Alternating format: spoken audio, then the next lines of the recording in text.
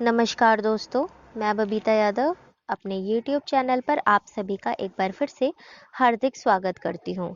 दोस्तों, पिछली वीडियो में मैंने आपको बताया था बंग महिला द्वारा रचित चंद्रदेव से मेरी बातें कहानी के मुख्य बिंदुओं के बारे में, जिसके बारे में हमने संक्षेप में चर्चा की थी।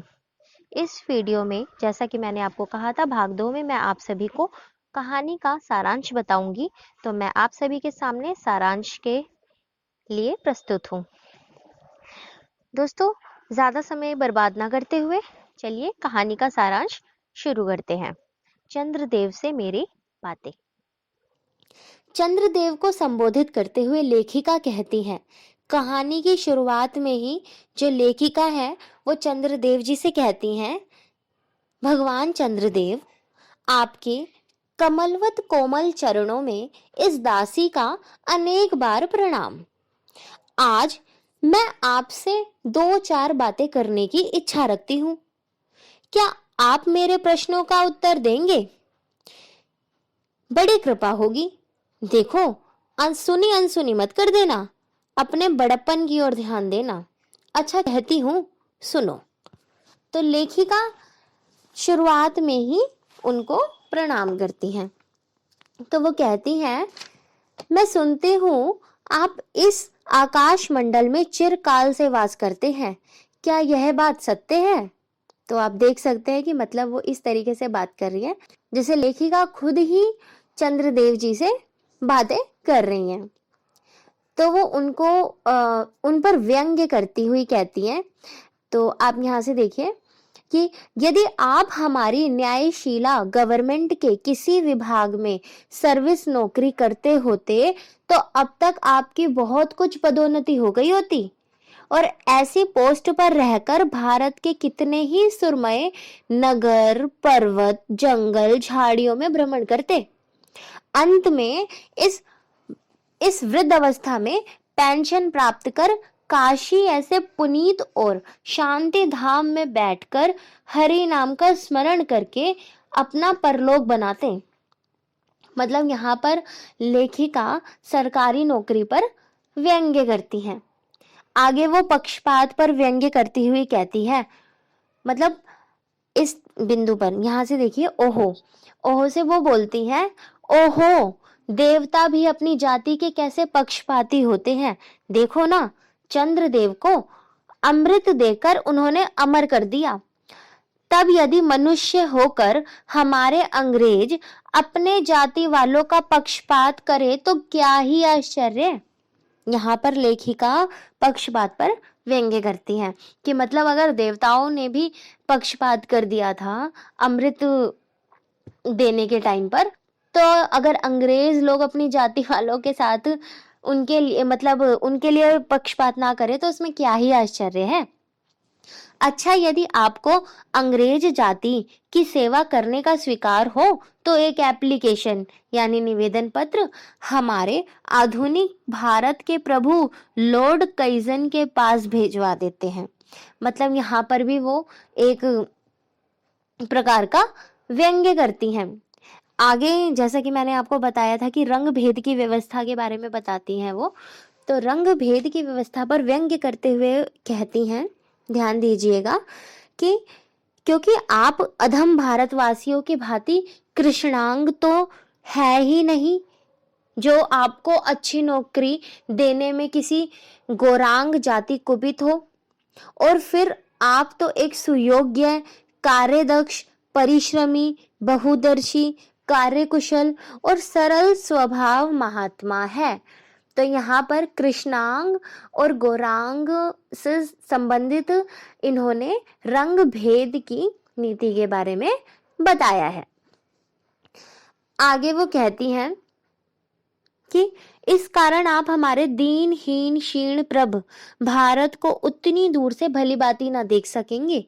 वो चंद्रदेव जी को भारत की दीनहीन व्यवस्था के बारे में बताते हुए कहती हैं, अतएव आपसे सादर कहती हूँ कि एक बार भारत को देख तो लीजिए, एक बार भारत देखकर तो जाइए।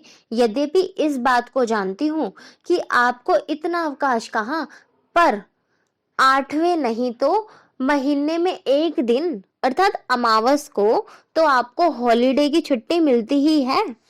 इसमें वो कटाक्ष करते हुए कहती है, यदि आपसे सारे हिंदुस्तान का भ्रमण शीघ्रता के कारण ना हो सके तो केवल राजधानी कलकत्ता को देख लेना तो अवश्य ही उचित है। वहां के कल कारखानों को देखकर आपको यह अवश्य ही कहना पड़ेगा कि यहाँ के कारीगर तो विश्वकर्मा के भी लड़कदादा निकले। मतलब कि वो यहाँ की दीनहीन व्यवस्था के बारे में बताती हैं। आगे आप देख सकते हैं कि वो आगे मतलब भगवान निशानाथ जी का नाम लेती हैं और आगे बहुत सारे कटाक्ष करती हैं, भारत की दीनहीन व्यवस्था का वो चित्रण करते हैं। तो आगे कहते हैं, हमारे श्वेतांग महाप्रभुगण को जहां पर कुछ कठिनाइयों का सामना आ पड़ा, झट उन्होंने इलेक्ट्रिसिटी बिजली को लापटका, बस कठिन से कठिन कार्य सहज में संपादन कर लेते हैं और हमारे यहाँ के उच्च शिक्षा प्राप्त युवक काठ के पुतलों की भांति मुंह ताकते रह जाते हैं। यहाँ उच्च शिक्षा वर्ग की काठ के पुतलों से तुलना की गई है। ठीक है, आगे लेखिका कहती है, आगे मतलब भारत के विषय में जब वो बात कर ही रही हैं तो भारत के बारे में वो कहती हैं, गंगा की भी चर्चा की है उन्होंने। आगे वो लिखती हैं कि हरि पदोद्भवा त्रैलोकय पावनी सुरसुरी के भी खोटे दिन आ गए। अब वह भी अब स्थान स्थान में बंधन ग्रस्त हो रही हैं। उनके वक्ष स्थल पर जहां मोटे वृहदाकार खंबे गाड़ दिए गए हैं, कलकत्ता आदि को देखकर आपके देवराज सुरेंद्र भी कहेंगे कि हमारी अमरावती तो इसके आगे निरी फीकी सी जान पड़ती है। वहां ईडन गार्डन तो पारिजात परिशोभित नंदन कानन को भी मात दे रहे हैं। यहाँ प्रकृति से छेड़छाड़ की बात की कर रही हैं लेखिका, कि वो मतलब ईडन गार्डन के बारे में बताती हैं, गंगा की चर्चा करती हैं, तो प्रकृति से छेड़छाड़ के बारे में भी वह व्यंग्य करती हैं। आगे वह कलकत्ता विश्वविद्यालय के विद्वानों पर भी व्यंग्य करती हैं तथा टकसाल पर व्यंग्य करती हैं। इस पर व्यंग्य करते हुए वह वहाँ के विश्वविद्यालयों के बारे में कहती हैं कि वहाँ के विश्वविद्यालय के विश्व श्रेष्ठ पंडितों की विश्वव्याधिनी विद्या को देखकर वीणा पाणी सरस्वती देवी भी कहने लग जाएंगी कि निसंदेह इन विद्या दिग्गजों की विद्या चमत्कारिणी है। वही के फोर्ट विलियम के फौजी सामान को देखकर आपके देव सेनापति कार्तिकेय बाबू के भी छक्के छूट जाएंगे, क्योंकि देव सेनापति महाशय देखने में खास बंगाली बाबू से जचते हैं और उनका वाहन भी एक सुंदर मयूर है। बस इससे उनके वीरता का भी परिचय खूब मिलता है। वहां के मिंट यानी टकसाल को देखकर सिंधु तनिया आपकी प्रिय सहोदरा कमला देवी तथा कुबेर भी अचकचा जाएंगे। यानी वो कलकत्ता के विश्वविद्यालयों पर, वहां के विद्वानों पर, टकसाल पर व्यंग्य करते हुए यह सब कहती हैं। आगे वह महारानी विक्टोरिया की मूर्ति पर भी व्यंग्य करती हैं। महारानी विक्टोरिया की मूर्ति पर व्यंग्य करते हुए वह आगे कहती हैं, देखिए इधर से, सिंधु तनय होने पर भी जिस कालिमा को आप आज तक नहीं धो सके, वही आजन्म कलंक शायद यहाँ के विज्ञानविद पंडितों की चेष्टा से छूट जाए। जब बंबई में स्वर्गीय महारानी विक्टोरिया देवी की प्रतिमूर्ति से काला दाग छुड़ाने में प्रोफेसर गज्जर महाशय फलीभूत हुए, तब क्या आपके मुख की कालिमा छुड़ाने में वे फलीभूत ना होंगे? तो यहाँ पर वो रानी विक्टोरिया की मूर्ति पर भी व्यंग्य करती हैं। आगे वे स्वार्थी राजाओं के बारे में भी कटाक्ष करती हैं, कहती हैं, यो तो यहाँ प्रतिवर्ष पदवी दान के समय कितने ही राज्य विहीन राजाओं की सृष्टि हुआ करती थी, पर आपके वंशधरों में जो 2-4 राजा महाराजा नाम मात्र के हैं भी, वे काठ के पुतलों की भांति हैं। जैसे उन्हें उनके रक्षक नचाते हैं, वैसे ही वे नाचते हैं। वे इतनी भी जानकारी नहीं रखते कि उनके राज्य में क्या हो रहा है, उनकी प्रजा दुखी है या सुखी। तो यहाँ पर उन्होंने स्वार्थी राजाओं के बारे में व्यंग्य किया है। आगे वे कहती हैं, आगे वे आयुर्वेद पर व्यंग्य करती हैं, चिकित्सा पर व्यंग्य करती हैं। चिकित्सा पर और आयुर्वेद पर व्यंग्य करते हुए वे कहती हैं, यदि आप कभी भारत भ्रमण करने को आए तो आपके फैमिली डॉक्टर धन्वंतरी महाशय को और देवताओं के चीफ जस्टिस यानी चित्रगुप्त जी को साथ लेते अवश्य आना। आशा है धन्वंतरी महाशय यहाँ के डॉक्टरों के सन्निकट चिकित्सा संबंधी बहुत कुछ शिक्षा लाभ कर सकेंगे। यदि प्लेग महाराज ईश्वर ना करे आपके चंद्रलोक या देवलोक में घुस पड़े तो वहां से उनको निकालना कुछ सहज बात नहीं होगी। यही जब चिकित्सा शास्त्र के बड़े बड़े पारदर्शी उन पर विजय नहीं पा सकते, तब वहां आपके देवलोक में जड़ी बूटियों के प्रयोग से क्या होगा। यहाँ के इंडियन पीनल कोड की धाराओं को देखकर चित्रगुप्त जी महाराज अपने यहाँ की दंड विधि कानून को बहुत कुछ सुधार सकते हैं।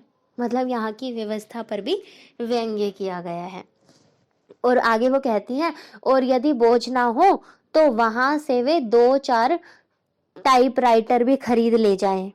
मतलब आगे पूरी की पूरी उनकी व्यवस्था पर, अंग्रेजों की व्यवस्था पर, तत्कालीन समाज की व्यवस्था पर लेखिका पूरा कटाक्ष करती हैं। आगे वे अंत में बंग महिला चंद्रदेव जी से कहती हैं, अच्छा अब मैं आपसे विदा होती हूँ। मैंने तो आपसे इतनी बातें कही, पर खेद है आपने उनके अनुकूल या प्रतिकूल एक बात का भी उत्तर ना दिया। परंतु आपके इस मौनावलंबन को मैं स्वीकार का सूचक समझती हूँ। अच्छा तो मेरी प्रार्थना को कबूल करके एक दफा यहाँ आइएगा जरूर। और अंत में वो एक बंग महिला लिख देती है। तो दोस्तों आपने देखा, जैसे कि मैंने आपको शुरुआत में ही बताया था कि इस कहानी के अंतर्गत बहुत सारी चीज़ों को कटाक्ष और व्यंग्य के तौर पर दिखाया गया है, जो कि तत्कालीन समाज में जब ये कहानी लिखी गई थी सन 1904 में, तत्कालीन समाज की व्यवस्था से संबंधित है। तो दोस्तों आशा करती हूँ आप सभी को यह कहानी अच्छे से समझ आ गई होगी, और आगे उम्मीद करती हूँ कि आप मेरे इस चैनल से जुड़े रहेंगे, ताकि आगे आने वाली सभी कहानियों के बारे में आपको मैं अच्छे से बता सकूं, और उसके बाद हम कुछ अन्य टॉपिक्स के बारे में जानकारी एकत्रित करेंगे। ठीक है दोस्तों, तो मैं आप सभी से विदा लेती हूँ। आशा करती हूँ आपको यह कहानी पसंद आई होगी, और इस कहानी से संबंधित महत्वपूर्ण तथ्य आप सभी को अच्छे से समझ आ गए होंगे। यदि आपका कोई प्रश्न है तो आप वो मुझे कमेंट बॉक्स में पूछ सकते हैं, आपको जवाब अवश्य मिलेगा। जाते जाते मैं आप सभी से कहना चाहती हूँ कि इस वीडियो को लाइक करें, मेरे चैनल को सब्सक्राइब करें, और आगे आने वाली सभी वीडियो के बारे में जानकारी आपको तभी मिल पाएगी जब आप सब्सक्राइब करते वक्त बेल आइकन पर क्लिक करते हैं। ओके, नमस्कार दोस्तों, धन्यवाद।